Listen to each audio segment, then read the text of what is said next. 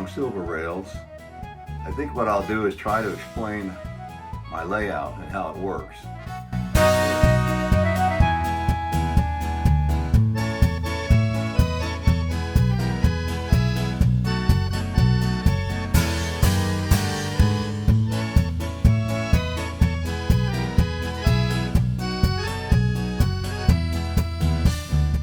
Now let's look at the upper level. This is strictly a trolley line. It serves the winter scene city, which I use in my Christmas displays. I have up here the American Flyer talking station. Here is a scratch-built platform for the trolley car passengers. These are vintage, mostly vintage plastic cars from the 1950s.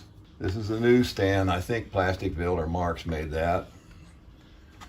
Those are just the shallow dummy buildings that fit over there. And then I had the Mike's Train House Bank. And on the roof of the bank, you see Black Pete, the Disney character from the 1950s, trying to figure out if he can possibly rob that bank.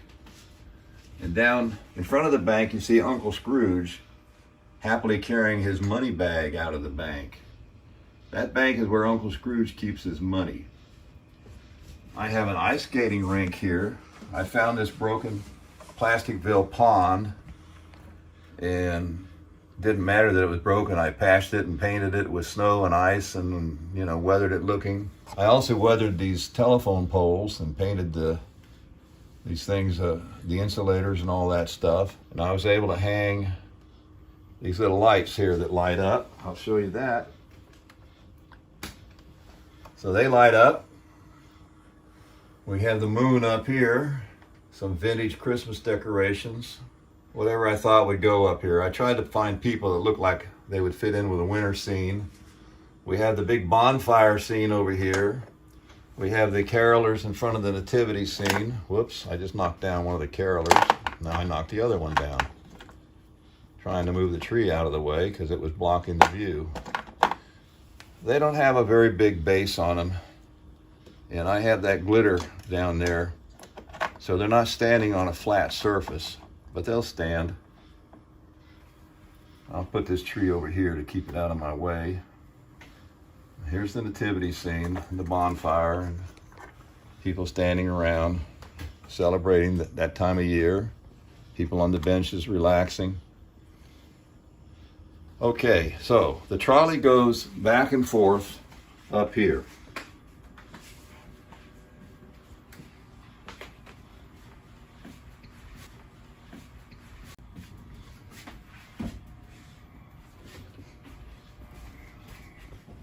We have a hobo camp up there.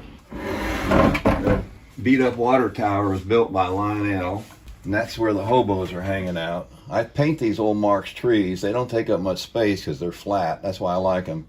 This plastic moose came from the Woolworths in Oxnard, California around 1953 or 54. So the trolley comes off it hits here, and then it goes back around. If I wanted to, I could throw that manual switch and bring it around the main line, which is like a bone, a dog bone, with fast track manual switches. The beauty of those manual switches is they are non-derailing. They're so slick that when a car comes against the way it's set, it simply flips by itself without electronics being involved. Back in the corner is the big standard gauge tunnel. We have a custom painted windmill I did from Plasticville parts, crops and whatnot. The Mike's Train House barn, that's a Lionel building there, the house with the farmers on the front that look like that painting, the man with a pitchfork and his wife. This is a reproduction Hell's Gate Bridge. We were able to adapt it perfectly for the fast track to go across. The fast track goes across about this level here. These things, by the way, are removable. It's pinched off pieces of blue foam glued to like this masonite type stuff and painted. And you can hardly see where the mounting screws are. There's electronics behind these, so I can remove these to get at the electronics. I use knife blade switches to power different things. That turns on the oil wells over there. So the dog bone at that end goes around the farm. At this end, it goes around this little upper level city. This track has no switches, so I can run pre-war trains that have the gears that are interfered with by the modern switches. This one, of course, has the switches. On this one, I run that interurban over there. The interurban takes people from the city to the country where they get on the trolley to go to that winter scene.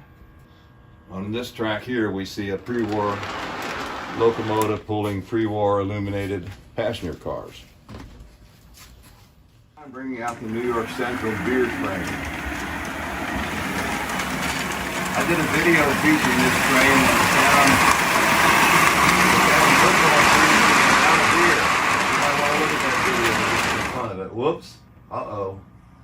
There's a locomotive attached to the rear end of that. How that happened, I don't know. Can you pull that locomotive off of there? Yes. Diesel over there got connected to the back end of my beer train without me knowing it. Fortunately, when the train started, it started in the right direction. Otherwise, I'd have had a much bigger mess than the one I did have. So, there's never a dull moment on these railroads. Anyway, here comes the beer train over by the S3 New York Central.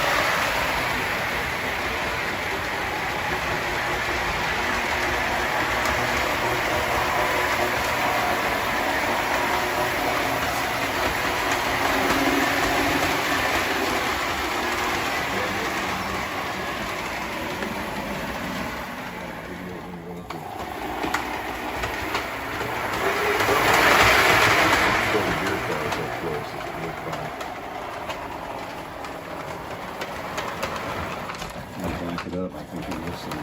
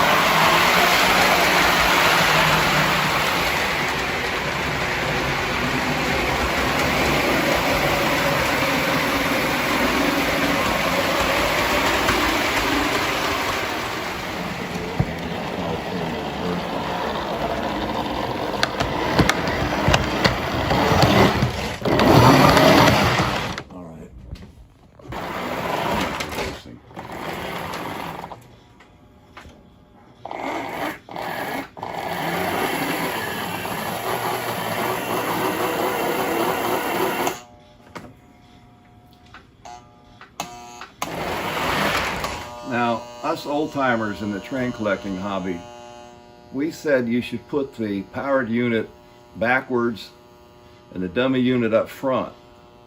I don't remember the reason for that, but there was a theory that maybe it pulled better or something. So I run my powered units here and the dummy there. Somehow that lever had gotten locked into forward.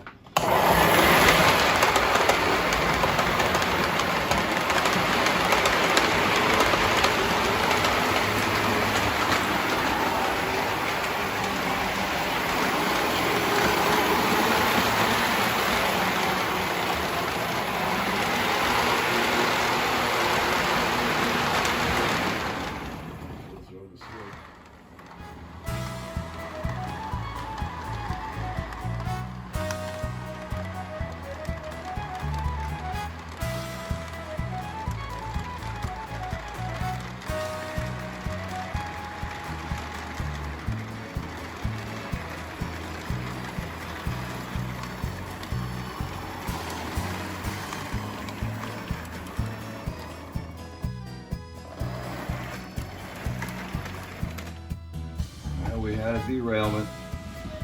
These beer cars are very light, and sometimes making this S curve, they will come off. If you can avoid S-curves when you design your layout, do so. Now I gotta get it to recycle back into it.